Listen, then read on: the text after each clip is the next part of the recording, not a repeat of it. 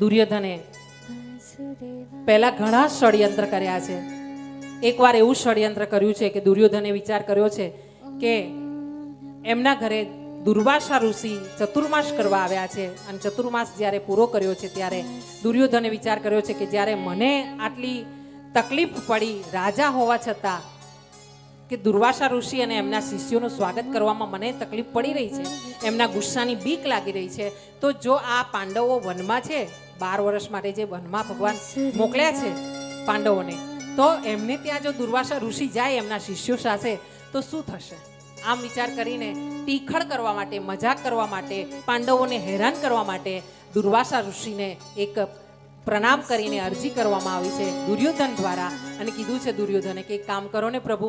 દુર્વાસા ઋષિએ કીધું શું ભાઈ? તો કે તમે એક કામ કરો, પાંડવોને ત્યાં અમને જેટલો આનંદ આપ્યો ને અહીંયા ચતુર્માસમાં રહીને અમને સેવાનો લાભ આપ્યો ને, એવો જ લાભ મારા 5 પાંડવો મારા ભાઈ છે ને એમને ત્યાં જઈને પણ એમને પણ આનંદ કરાવો, એમને પણ આશીર્વાદ આપો તો મને આનંદ થાય. દુર્વાસા ઋષિ ભોળા એટલે ત્યાં ગયા વનમાં ગયા. એટલે એ સમય હતો કે તે સમયે દ્રૌપદી પોતે ભોજન કરીને પરવારી ગયા હતા.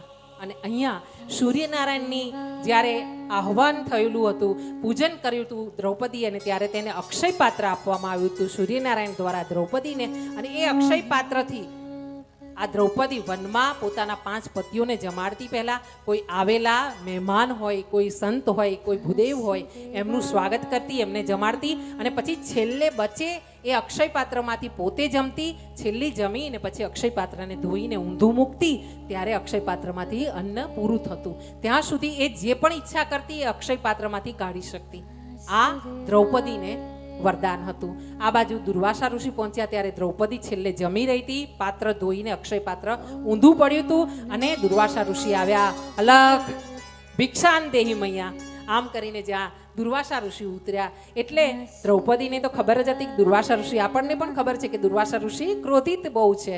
હા, અને ગુસ્સો આવે ત્યારે એ કયો શ્રાપ આપી દે એ કંઈ નક્કી નહીં. એટલે દ્રૌપદી ગભરાયા કે હવે જ્યારે આ સાધુ મહાત્મા પોતાના શિષ્યો સાથે, અસંખ્ય શિષ્યો સાથે આવેલા છે તો એમને ભોજન કરાવવા માટે શું કરશું? અને આમ વિચાર કરીને દ્રૌપદી ગભરાઈ છે. ત્યારે દુર્વાસા ઋષિએ કીધું છે, મૈયા ભોજનની વ્યવસ્થા કરીને રાખજો, હું નદીએ નીચે સ્નાન કરીને મારા શિષ્યો સાથે પાછો આવીશ અને પછી ભોજન લઈશ. આમ દુર્વાસા ઋષિ નદીમાં સ્નાન કરવા ગયા છે. દ્રૌપદી ગભરાઈ છે, એણે પોતાના પતિઓને પૂછ્યું છે. પતિ બધા વિચાર કરવા બેઠા છે 5 પાંડવોને. એવા સમયે દ્રૌપદીએ એક જ ડૂબતાનું આશરો તરણું એવા કૃષ્ણને યાદ કર્યા છે. અને દ્રૌપદીએ કોઈ દિવસ કૃષ્ણ નથી કીધું, ગોવિંદ કીધું છે. અને એ રીતે એણે સખાને પોતાને યાદ કર્યો છે, હે ગોવિંદ, હે ગોવિંદ, હે ગોવિંદ. અને આમ 3 વાર જ્યાં દ્રૌપદીએ ગોવિંદને પોકાર કર્યો છે ને, ત્યાં તો પોતાના ઢોલિયામાં પડેલા કૃષ્ણ ભગવાને આમ ઊભા થઈને પોતાની પગની પાદુકાઓ પહેરીને દોડતા દ્રૌપદી પાસે આવીને વનમાં ઊભા રહ્યા છે. અને આવીને પૂછ્યું છે, સખી શું કામ હતું, મને કેમ યાદ કર્યો? ત્યારે દ્રૌપદીએ હસતા હસતા કીધું છે કે તમને ખબર નથી એવું થોડું છે, તમને તો બધા જ ભૂત ભવિષ્યની ખબર છે.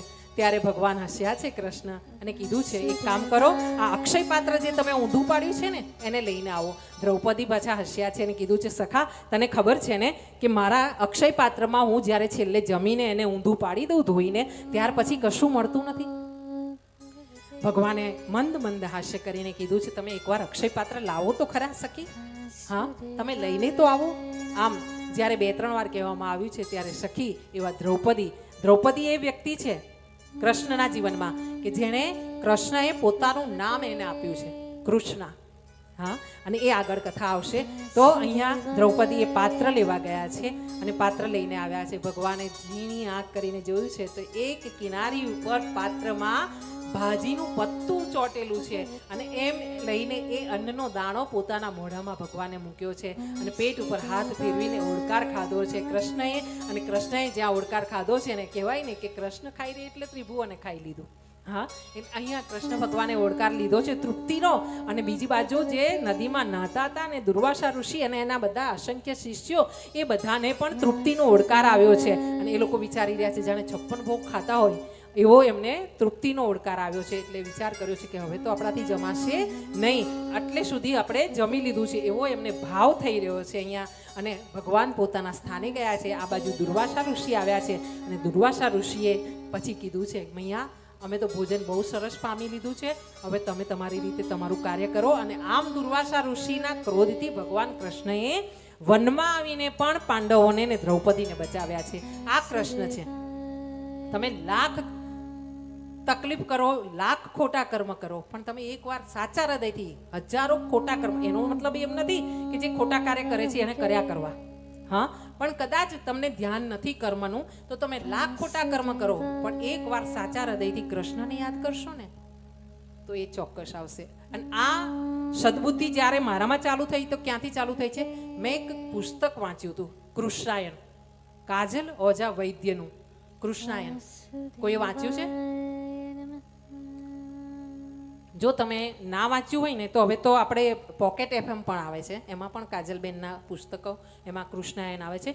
કૃષ્ણાયન નામ યાદ રાખજો, એકવાર કૃષ્ણાયન વાંચજો. એટલા પ્રેમથી એમણે શબ્દો ગોઠવ્યા છે આખા પુસ્તકમાં. મેં પહેલી વાર જ્યારે વાંચ્યું ને તે જ દિવસથી મેં માની લીધું કે હું પતિ વગરની છું જ નહીં.